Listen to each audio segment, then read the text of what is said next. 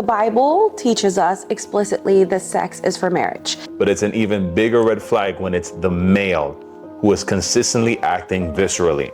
And I don't mean that like to be mean, but like, bro, you're not in love. You don't know anything about that person. Yeah. But again, I think my first red flag for the men. Hello, welcome to my channel. I am so excited, guys. Today's video is gonna be so different. No, he's not. Bed.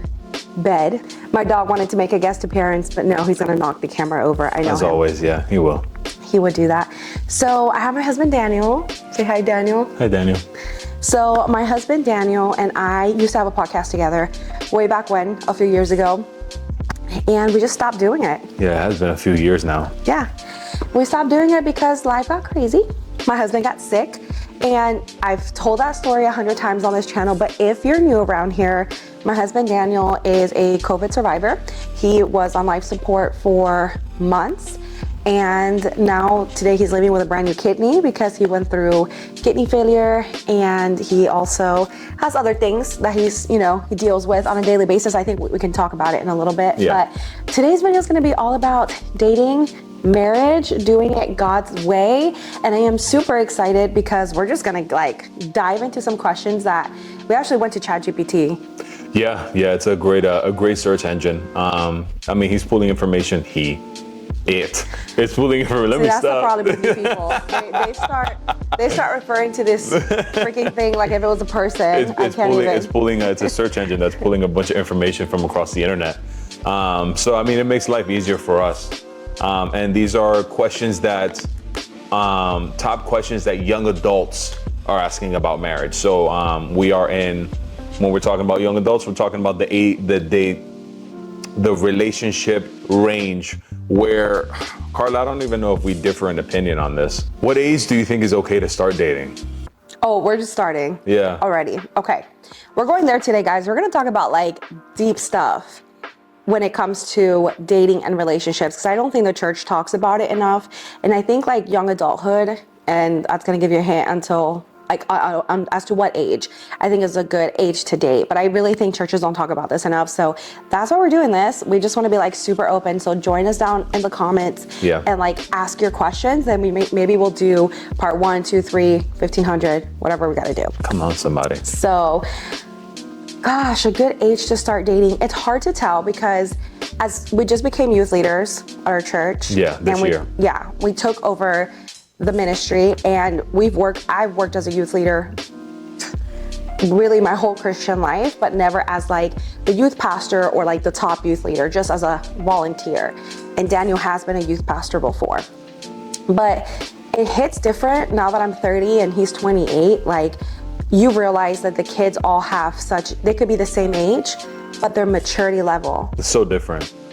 Yeah, this is a very nuanced question because you could be 16, but you are like already strong with the Lord. You are already thinking about the future, and you're thinking about college, and like you're just really mature. But then there are 16-year-olds that I've met that maybe grew up more sheltered, or maybe didn't have a lot more shelter. People pushing them in their lives. Like I don't mean it in a rude way. It's just different maturity levels. Yeah. And so I think that influences the whole, should you start dating yet? And personally for me, I think after high school, I think you can date during high school, but I think it depends. Do you have a good circle around you that will hold you accountable? And do you also have the maturity to have a relationship that's not toxic? Because immaturity breeds toxic relationships. Yeah. Ooh, that's good. It does.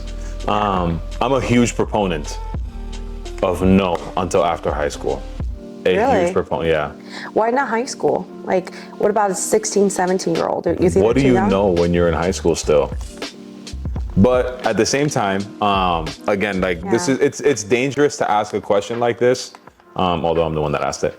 It's dangerous to ask a question like this because you can't propose a blanket statement for every single that will be customary for every life situation. There's no way anybody's going to be able to do that. Yeah. So you have to take it, from an individualistic perspective of, okay, what is, like Carla was saying, what does this person's life look like?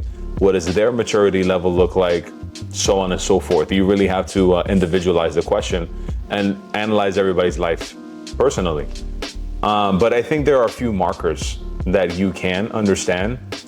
Oh, that's good. So like you think there are some telltale signs that say you are ready. Like you've got some things together enough that you could carry a healthy relationship. And we're talking about dating, not Dating. marriage.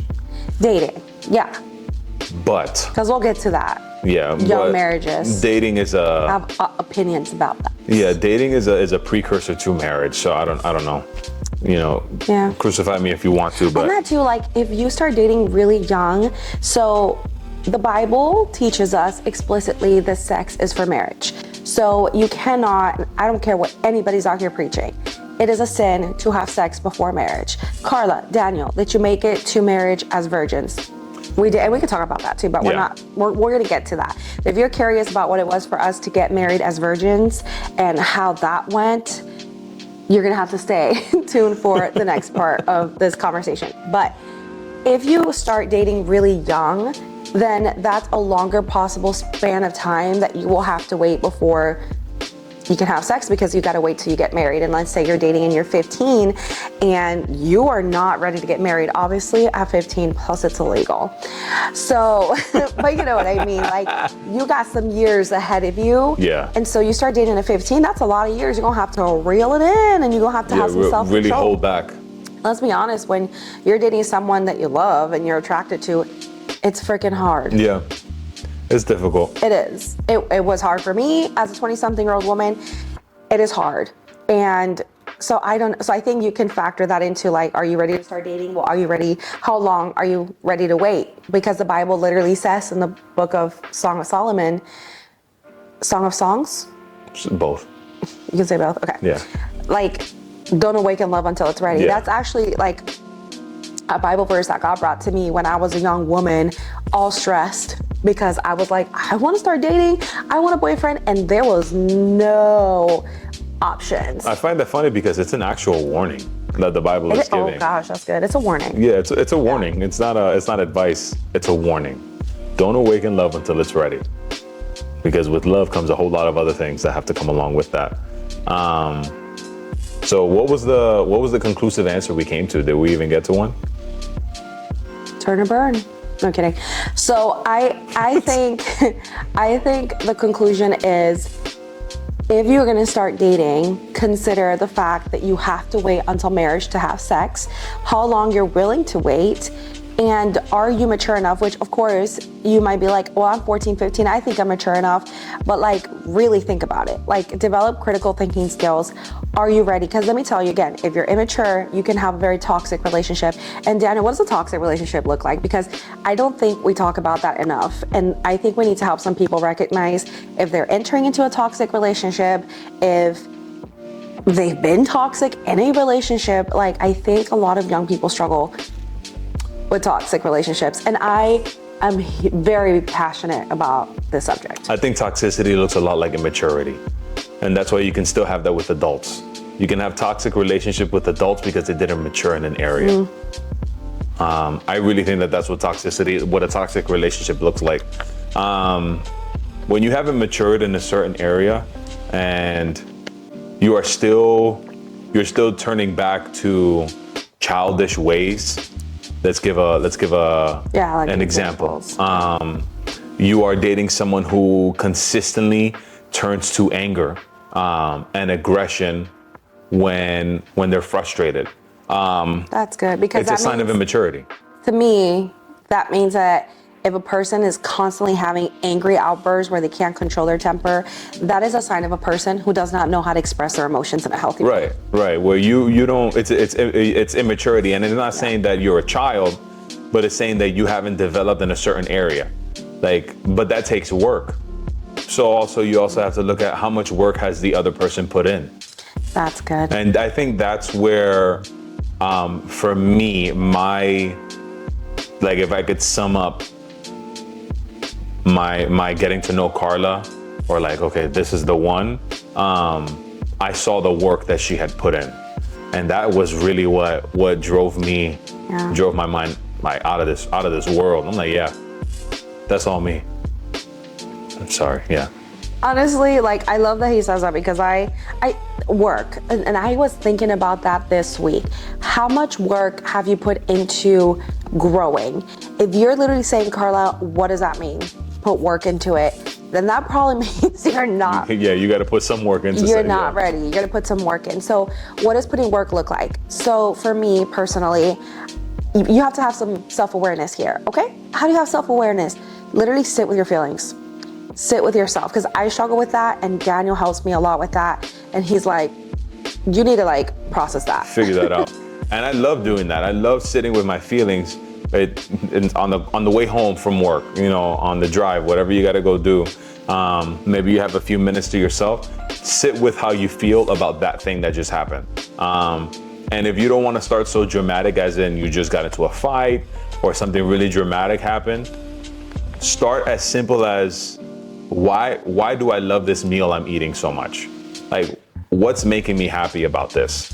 But you have to learn how to sit with your feelings. It's a skill. It is. It really is. It's a skill he's really good at, and I personally am not, because I come from a family of origin, right? My family growing up, we didn't talk about our feelings. I don't think it was on purpose. It was more like, well, that's how my parents grew up. And so as I've gotten older and I got married, I realized, oh, it's unhealthy not to talk about the way you feel and not to figure out why you're feeling the way that you're feeling.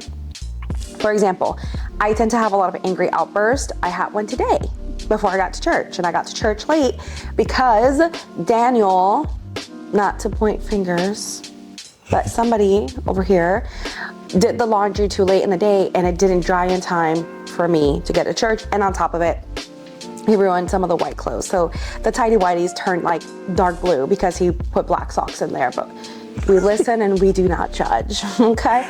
So anyways, I reacted so angry. I like slammed the door. I'm like ousting myself right now, but like I slammed the door of the dryer and like kicked it. And like my angry outburst was so not in, like it just didn't even match the situation, if that makes sense. Like it was a little bit extra for what was really happening.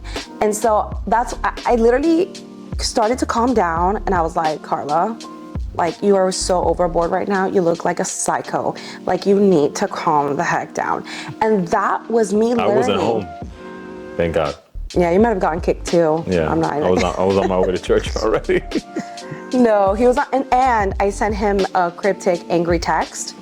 And low-key, I felt convicted about it because he had to go preach today. And I'm sending him like mean text, like, I'm mad at, like, I'm listening. I'm here listening to Abby Gamboa.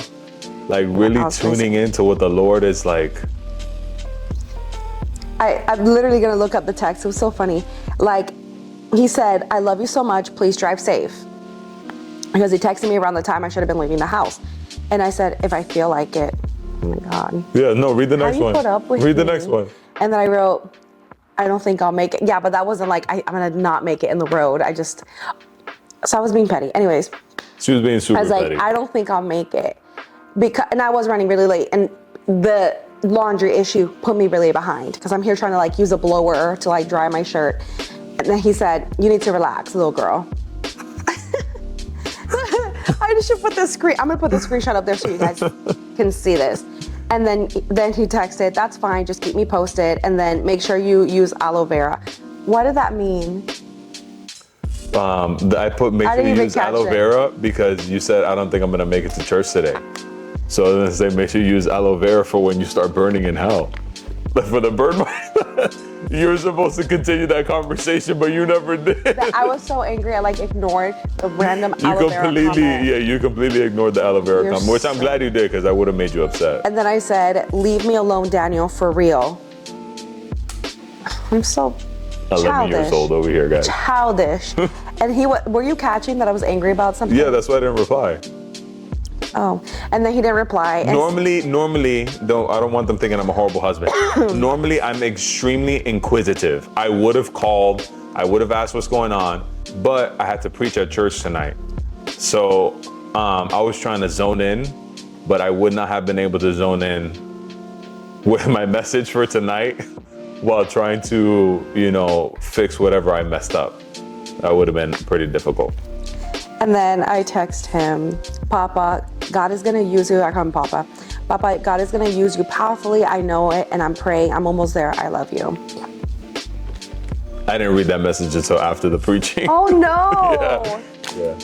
Listen, I was fuming because I felt like it was his fault that I was late, which look, it was. But like, I didn't have to react like that. It was like an overreaction. And after I'm getting ready, like, cause that's the thing. These are like visceral reactions that we have that can be so toxic if we act upon them instead of like taking a breather, regulating ourselves, and then be like, that was psychotic. I shouldn't have said that. I will say, however, this is a fun little dart. I'm not saying it's okay if there is a female in the relationship who is continuously acting viscerally toward the other person. But what I am saying is that it's more dangerous when a man is the one to act viscerally consistently. I think I'm not saying that I'm not saying that women get the excuse, and I'm not saying that it's okay for women to do so, but I think that it is an even bigger red flag, because they're both red flags, but it's an even bigger red flag when it's the male who is consistently acting viscerally. So talking to the men, you have to learn self-control, whether you want to or not, whether you feel like you have the capability to or not. It is something you must do. I think it's Jordan Peterson that says it. He's like, a man has to be an animal and then learn how to control it. But there's no, like, nobody's proud of the fact that you have self-control if you're not dangerous. Like, if you're not a danger to anyone, then your self-control or holding back means nothing. But it's because you're dangerous, but it's because you can hurt, someone because you're a strong man, that when you control yourself, then that's honorable. Does that make sense? Yeah, because that's another thing about dating. By the way, I have a cold going on, so it's a lot. But it's so good what you just said, because God created male and female, and though the world is trying to tell us that there are no genders, that there are no gender norms, I agree to that to a certain extent. Like, there's no reason that Daniel can't step in and help with chores and stuff like that. But I think intrinsically we are made different. I know we are. And so as a man, you have certain strengths that I don't have. It doesn't matter what amount of hormones I take. It doesn't matter what I do. I will never possess the bone mass that my male husband has. I will never be able to have certain body parts that he has. Like, I will never have the muscle strength that he has, because even blood flow into a male's muscles are working differently than a female. I have a uterus. I can carry life. I can nurture. I can produce life from myself, from my own body. I can nourish a child. There's no way he will ever be able to do that as a man. Like, we're just created differently. And what you're saying is, like, your anger has the power to harm. Yeah. And that's how women can end up in bad situations. Catch my drift? Like, because a man that cannot control a God-given amount of power that he has. That's why the Bible tells us, like, we've been given self-control.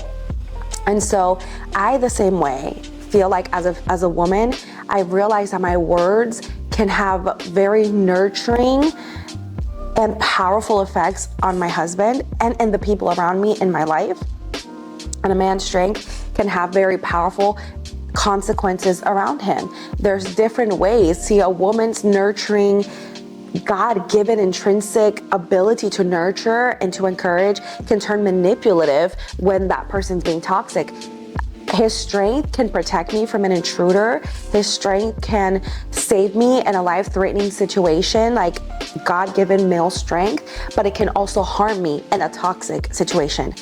What you just said is, like, so powerful. And that's how, like, why it's so important to be careful of what relationships you get into, because a toxic relationship can literally take your life, or can literally take you to such a dark place. I've seen it firsthand in friends and family. That is why I just highly encourage young women to use your God-given discernment and red flags. Like, don't ignore the red flags. Yeah. Daniel, what are some red flags? First of all, when someone shows you who they are, believe them. Like, that's the first thing. Once they show you, believe them. But again, I think my first red flag for the men, an uncontrollable temper. I really am, I'm really against that. And when I'm you say- very, very much against that. When you say uncontrollable temper, what are you talking about? I'm not just talking about physically. I think there are some women whose, let's say, their scale has been because of different maybe situations in their life or upbringing. It's like the scale is broken. Yeah, because now if you grew up with a father or a mother, a female grew up with a father or a mother who was always arguing and always yelling, if you get married to someone that's always arguing and always yelling, that's normal to you. But it's not normal. Does that make sense? What I said make sense? Yeah? Yeah, because those our upbringing, unfortunately and fortunately, because it could go either way, negatively or positively, they impact the way that we view the world and view like what's acceptable. And unfortunately, some people's scales are broken. Yeah. And for me, disrespect is not something we should tolerate. Like, not even in that, which is normal in today's culture, like jokingly. Even in a marriage, like, dude, you guys are mean to each other. And we hear the jokes. That's not. Yeah, like we joke not funny. around. I mean, and of course, like I think it depends on what you think is acceptable for yourself. Like certain jokes that we make at each other, other people might hear them and be like, Wow. Yeah. Like we'll talk about my neuropathy. How my feet get really cold and we can't feel anything. She's like, your feet are like popsicle sticks or icicles. I'm like, yeah, because I have no blood flow. I have no blood flow. I have circulation issues. I have circulation issues in my feet, but that's not like a sore subject or anything like that. Like if I know something that I say, and there are things that I say regularly that he's already told me, don't say that. That's like so rude. It hurts me when you say that. Why would I keep saying it? Because that means I am now violating his boundary. And that's why whenever you feel disrespected, it's because someone overstepped a line you don't like crossed. That is disrespect. Yeah. And that is a red flag. Someone that constantly crosses boundaries that you've established. That's why you need to have some good boundaries in your head. Like, no, I'm not gonna have sex before marriage. And if this person is pushing me to have sex before marriage, then that is something that's toxic. Yeah, that's something disrespectful. And like stop I moving said, the no. boundary. Stop moving the boundary. You keep on changing the goalpost. That's good. And then you're wondering why they keep crossing it, because you're the one that changed it, not them. Like you're the one that moved the goalpost, and now you're convicted, so now you're moving it back. That's good. There's other conversations that need to be had then, not just no, you're so disrespectful. It's like, no, you switched up. No, I'm not trying to say that like, oh, because you guys have had sex once, now you have to have sex no, that's not what I'm saying. What I am saying is you have to recognize where an error was made and have open conversations about that. And make sure that the other party is willing to, come into agreement with what you're feeling and the things you're thinking. And that's why you work on yourself. Like when we say work on yourself, self-awareness, like we mentioned, how do you know that someone is worth dating? Like, are they sacrificial for you? Yeah. Especially the guy. Like, I'm not saying girls, we don't do that too, but especially the guy, because you're trying to win her. And the Bible says he who finds a wife finds a good thing. Like, it is biblical for the guy to chase the woman. And I know nowadays it's kind of like, oh, we don't do like regular gender roles and stuff like that. But ma'am, he needs to be sacrificial. Yeah. Yeah. And you were very sacrificial in our that's what made me fall deeply in love with him. Like when he said he was going to pick me up at 8, he was there at 7:50. Okay. And this one that's right here is always a half hour behind. Like, no joke. To me, 15 minutes late is on time. Yeah. No, to her that's early. I don't see why like, that oh, is like, arguable. Like it's 7:05. Oh wow, we're making it to church early. The service started at 7. Like, what are you talking about right now? I'm in no hurry. I live life very peacefully and I'm happy with myself. But this one is like always ahead of schedule. Like, I don't know how he wakes up 15 minutes before we have to be out the house, and we have our armchair over here and he's just sitting there waiting for me. Every time, even though I've been up for an hour and a half before he has been. But this red hair, it didn't get there because it takes time. It takes time. It takes time. And anyways, yeah. Disagreements. How do you handle disagreements? Disagreements. Humility. I've had to learn. Oh, so I used to think that I was somehow superior spiritually to Daniel because I come from a more Pentecostal tradition. As do I. I don't know where that comes from. No, but he came from a more chill church. Like, they didn't do the whole dancing in the spirit and speaking in tongues thing. Yes, they did, just not every service. That is my bread and butter, okay? That is my bread and butter. Like, that is the type of church that I grew up in. And I wasn't taught this in church. I think it was just personally a belief I adopted along the way, where I used to think that I knew better than you. Just super honest. And then I realized in his quiet demeanor at home, because he's actually such a hyper person in public, but like at home, he is the peace of this house and I am the raging storm. Yeah, I'm recharging at home. At home, literally, he's like an iPhone plugged into the wall. Yeah. He is so calm and it recharges me. But I can also be, because I have no filters at home, I can be a menace. And like a whole menace. And it's funny because when it comes to us having conflict, I've had to learn to shut my mouth and be humble about it. Because you will hear, that's the thing, he always hears my perspective. But it's not because he won't hear me that I get loud. It's because I can be very hurtful. And sometimes I want to make that impact because I felt hurt, so I want to hurt you back. She wants a reaction. It's horrible. I want a reaction. Yeah.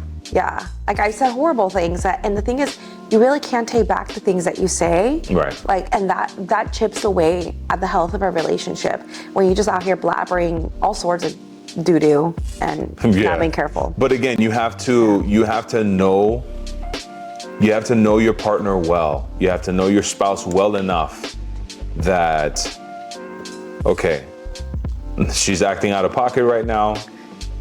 What has happened throughout the day? What might have you done? And what's something you tell me that you're a student of? You. I study my wife well. What is that? I said, ain't he cute? Yeah. I study my wife very, very, very, very, very much. I love that. That's one thing he told me that I was like. Yeah, I was like, girl, you want to get married now? We'll do it. I don't know. I don't even know how that phrase in our relationship started, but like he must have done something real cute, real Daniel style. And I was like, okay. And he was like, I'm a student of Carla. He's like, I know you very well and I study you. She was like, oh my God, Edward. Don't bring Twilight into this, okay? Oh my goodness. He's an old soul. God just brought us together so perfectly. Like, I don't think we ever finished our love story, but we never finished our. It's okay. Did we ever say our love story? No. I don't think we said our love story, but I will tell you this: like Daniel and I met mutually through my stepmom and his dad grew up together, and then they moved down here to Florida. And completely separate terms. Completely separate. Yeah. Started families, everything like that. And then his dad was co-pastoring a church he started. And my stepmom and my dad began to go to that church. And then we all met at a rap concert. Yeah. Which we are currently in the church of one of the old members of that rap group. We were talking about that today at McDonald's. Like so with the youth circle. Members. Yeah, it was a whole full circle. But when we first met, I loved his way of being. Like, he was so funny and she thought I was fine. Magnetic. He has such a charismatic way about him. He was 17, I was 19, and I was like, ew, high school boys. And he was like a senior. And we didn't talk, we didn't hit it off or anything because I was I was always a very when it came to dating, and I didn't want to come off as a pick me, so I was like, don't pick me. I was a don't pick me girl. Can't say I recommend it, but anyways, so nothing happened between the both of us, but his older sister and my older brother, they got married. And I was the best man. And the officiant. And the officiant of the wedding. Yeah, that's right. I forgot that part. Which I started off that ceremony with, I remember when I started this relationship 3 years ago, because I was actually the one that texted Lewis, my sister's number. And I was like, hey bro, my sister has some questions for you about convention. Can you reach out to her? Because she was like, it was really me. Like, I was taking the youth group to convention, but the way I got Kathy and Lewis to talk to each other was to get Kathy to pretend to be the one getting the information for convention. So she texted your brother. So he set them up. Yeah, fantastic. He set them up. So, and then of course, like 5 years later was when our relationship budded. So yeah. So the next question, such a God thing. Because we're talking about ministry, like we're talking about church and a huge part of our lives. Is it necessary for us to have the same beliefs or values? I absolutely think so. Like, infatuation is a very, very powerful thing. That's good, yeah. Like, sometimes we think we are like absolutely in love and head over heels for a person. You just infatuated, baby. Yeah.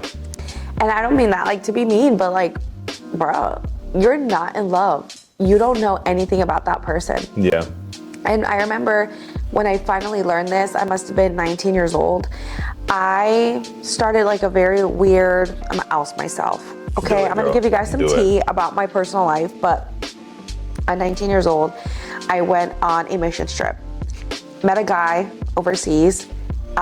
So dangerous. So dangerous. Like, what was I gonna get murdered over Skype, Daniel? Yeah. Like, it was in Skype days. We didn't even have FaceTime back then. None of that. We only had Facebook Messenger where you could do video calls or Skype. It was way back when. And this guy and I just start talking and I'm like in love. Like, who allowed this? That's all I'm gonna say. Who allowed this? So character building. I was convinced that him and I had a future together. Yeah, she was gonna be a missionary. I was gonna move to this country and be a missionary nurse because I was about to go into nursing school. And it was just like the dumbest thing ever. It was stupid. I'm not even gonna lie. It just doesn't get any stupider than that. Yeah. Anyways, people try to talk me out of it, but Carla's very stubborn, okay? This is a very stubborn woman. Anyways, we start this relationship that goes on for months. It's literally over Skype and texting. Thank God nothing really ever happened. It was very childish, but it got really scary because he got toxic and creepy. And I ended up having to even give my phone to my mom because then he started getting very harassing because he started to realize that my life was moving forward. I was going to nursing school and maybe his wasn't going that great of a direction. And it got just like super toxic. But I was so infatuated with this dude that I didn't even freaking know. Like, that's why I'm like, who allowed this? Like, I had to have a pastor speak very harshly to me and literally tell me, you're getting scammed, honey. Like, my pastor literally did that. He was like, girl, this guy is not good for you. Like, you could, because like, do you want to get killed? Like, you don't know who this is. You could be getting catfished right now. Like, he spoke to me so straight up and it broke the spell because it is so like this veil that falls over your eyes when you're infatuated with a person that you ignore the red flags, you ignore what other people are telling you, you ignore wisdom. That's why you got to give it time.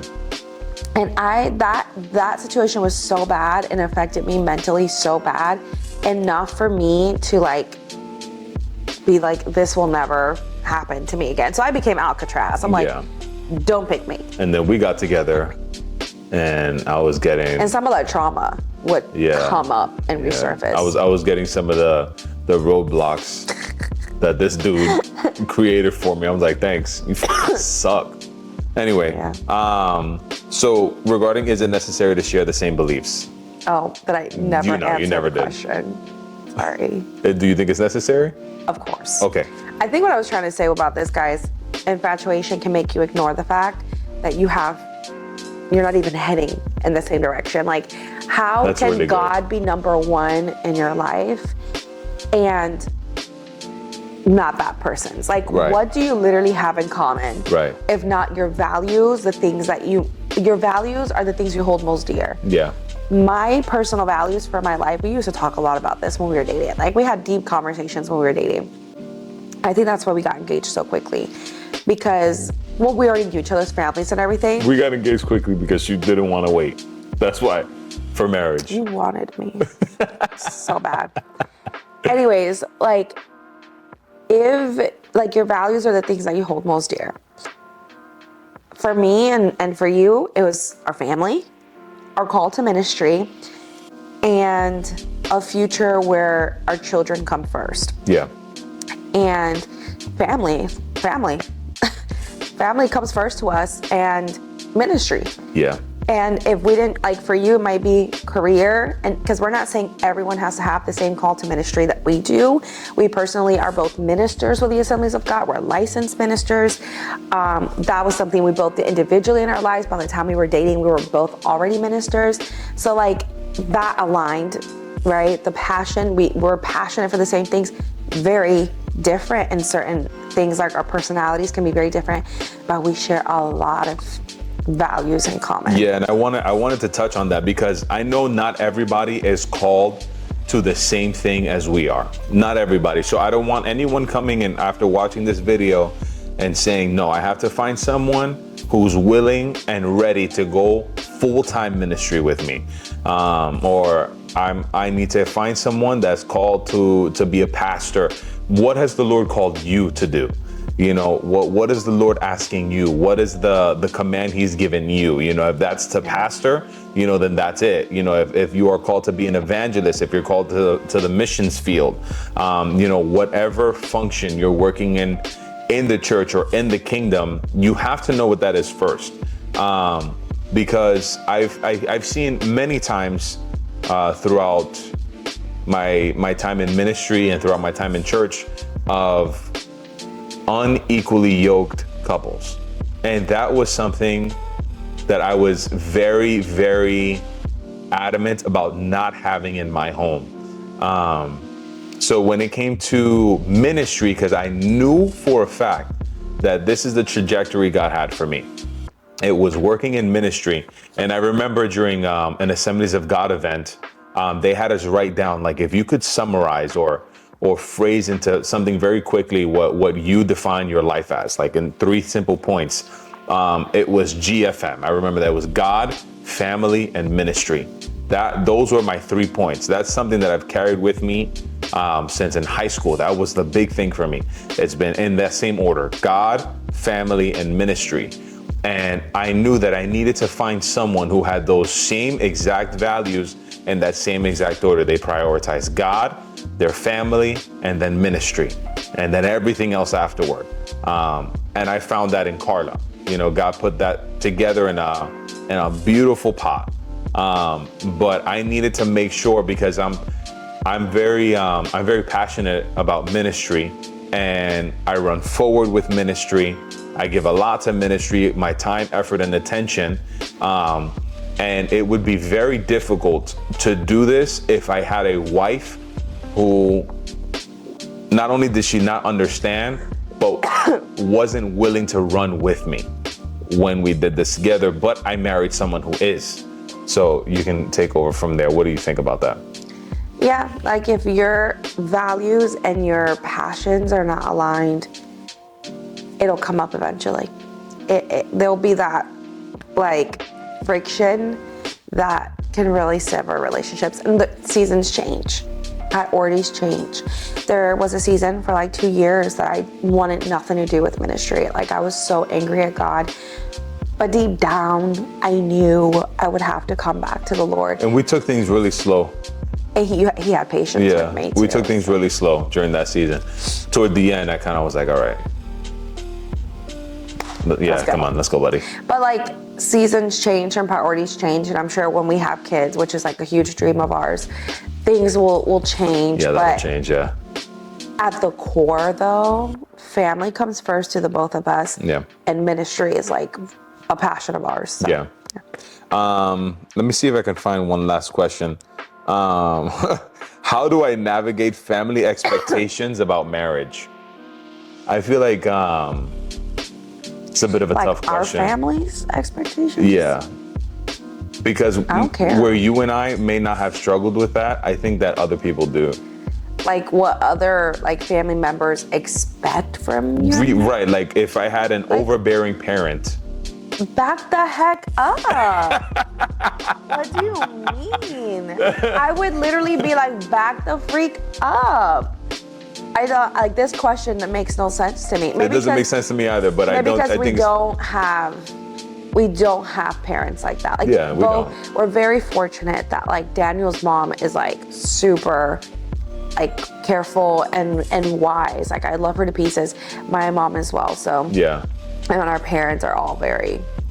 That's a really, really hard question. I can imagine that is annoying as heck.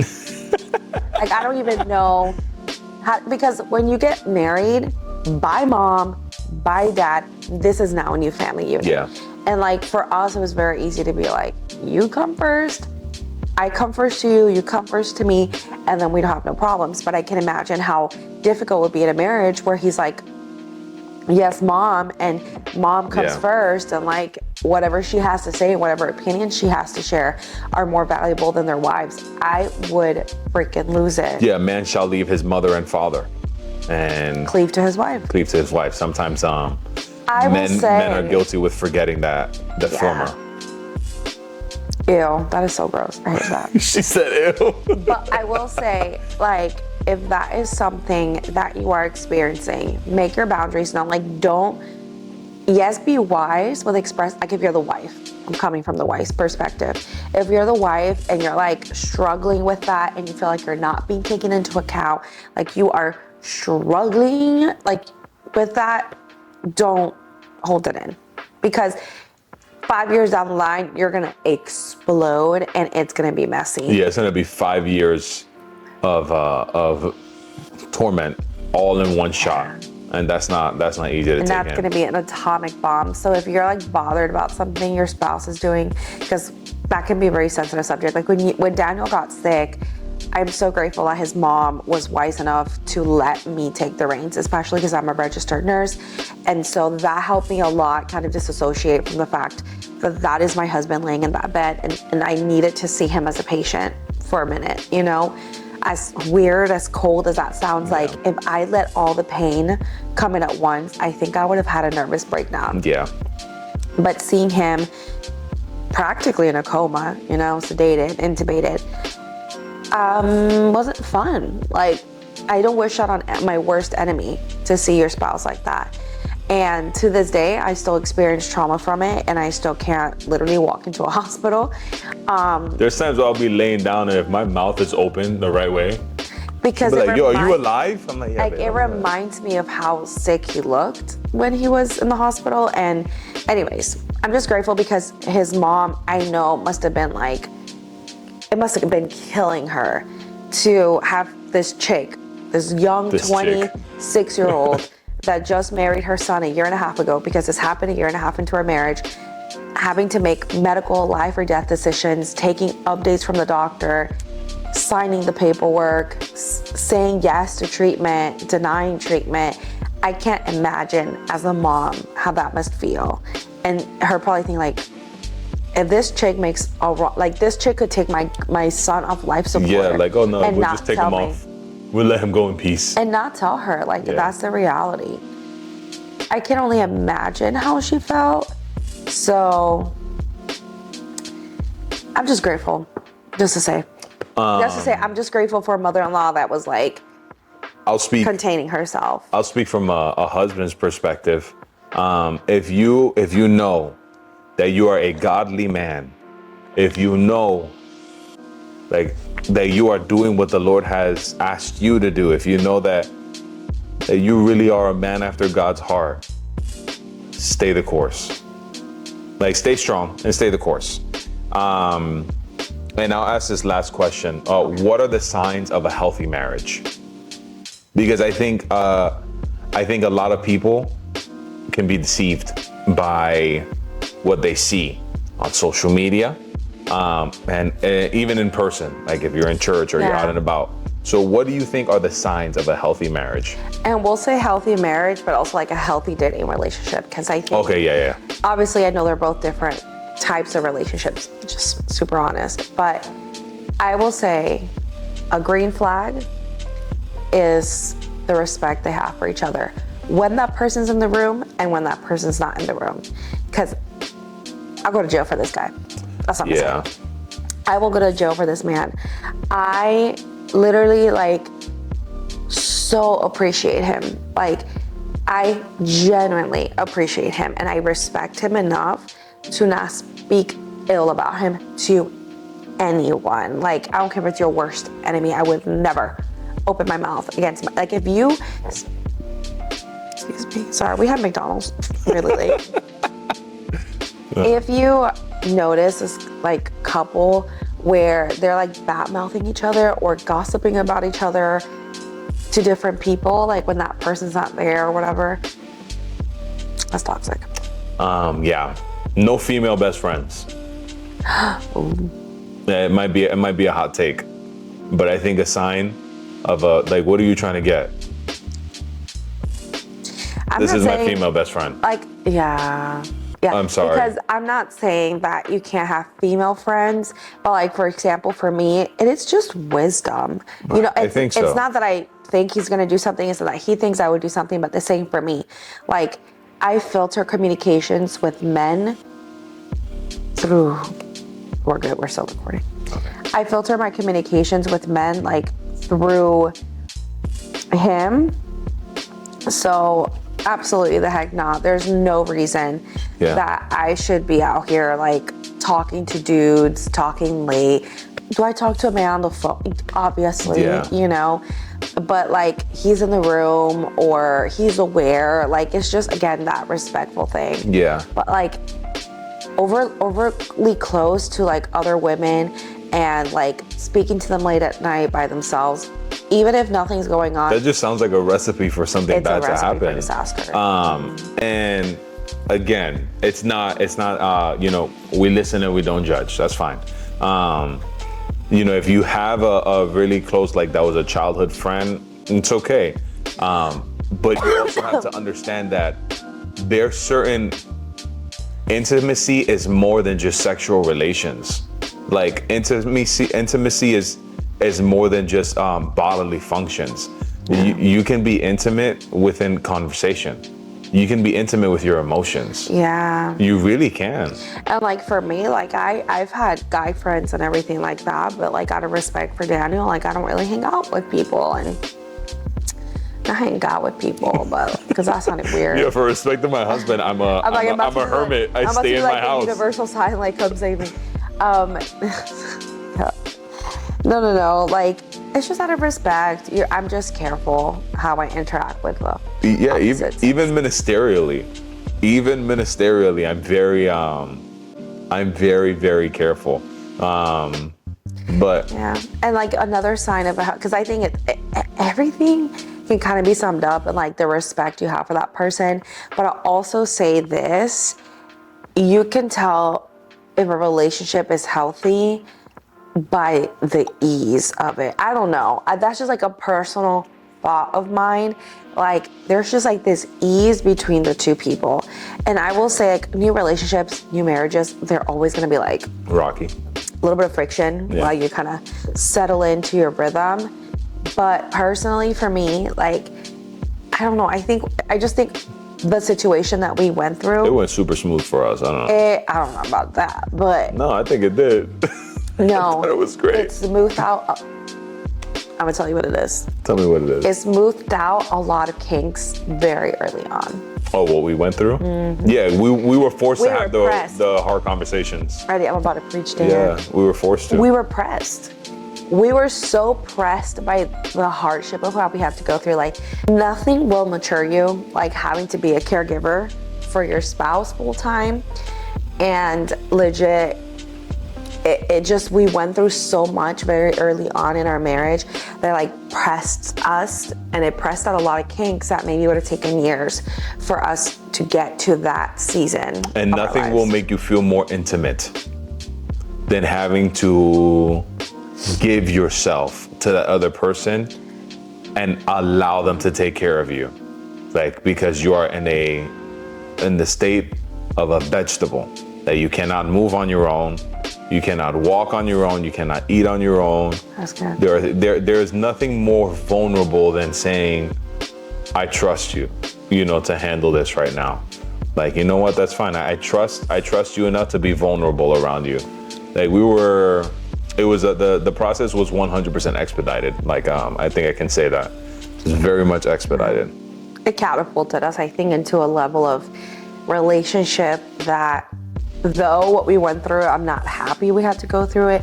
I am grateful because it matured us. Yeah. It matured our relationship. I think early on, we had a few little toxic tendencies. Like, there was a lot I had to prune and break and mold in us, like pride, anger issues, communication issues, things that we struggled with. And now it's a free-for-all. I'll say anything to you, you say anything to me. Like, we communicate pretty darn well. We do. I can't complain about that. Like, we really do. A lot of our communication happens through Instagram reels where we send to each other.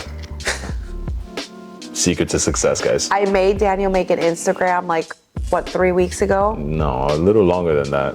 Okay, Daniel in 2025 is brand new to Instagram. Well, no, he used to have one 10 years ago and then got rid of all his social media. So for years and years, he's had no social media, and I got really tired, really, really tired of screen recording reels. And sending them to me. She's like, listen, you are taking the youth group now. You need to know what's going on. I'm like, you need to have social media, and you need to have, and stop messing up my algorithms, because he'll log into my social media on his device, and he messed up one time. My YouTube algorithm was so messed up. I had she kept getting an Tony anxiety Evans attack. I was getting fire preachers and weird, funny, foodie, weird videos, food videos. Yeah. And I was like, this is not me. Obviously I watch preachers and stuff. I watch female preachers and all, but I was like, what? She's like, who is this guy? I'm like, who is this guy? I love that guy. And my algorithm, and Daniel kept saying, oh, I love that. Oh, I love that video. And I'm like, lo and behold, he was logged into my YouTube channel on his device. So I was like, get out of my stuff. You're messing up my For You page, okay? So anyways, I made him an Instagram, and now we can communicate via reels. And now his entire feed, though, is videos of making fun of the wife. It's hilarious. And the weird stuff, because we really do. We do off the cuff stuff. Let's be so honest. We do unhinged work out here. You do, and it's hard to keep up with the changing times. It's okay. We'll make it. Amen. Anyways, I hope you guys enjoyed this conversation. It was nice. A little bit lengthy, but I'll have a great time editing it, I'm sure. But anyways, I am so grateful that you sat down with us today. I'm not gonna thank you, that's so awkward. Anyways. We'll do this again. We'll do this again. This was fun. I missed it. I might lose my voice this week, but. We're almost done. And it's 12:51 a.m. and I work tomorrow and everything. So watch this video. Please. And I want a snacky snack. We had McDonald's. I'm gonna eat something else. Anyways, thank you so much for watching. Even our dog has gone to sleep. So we're gonna go and do the same. Yes. I hope that you enjoyed this video. Don't forget to like, comment, subscribe so that we can get this out into the algorithms of the planet. And yeah, I'm excited. Bye.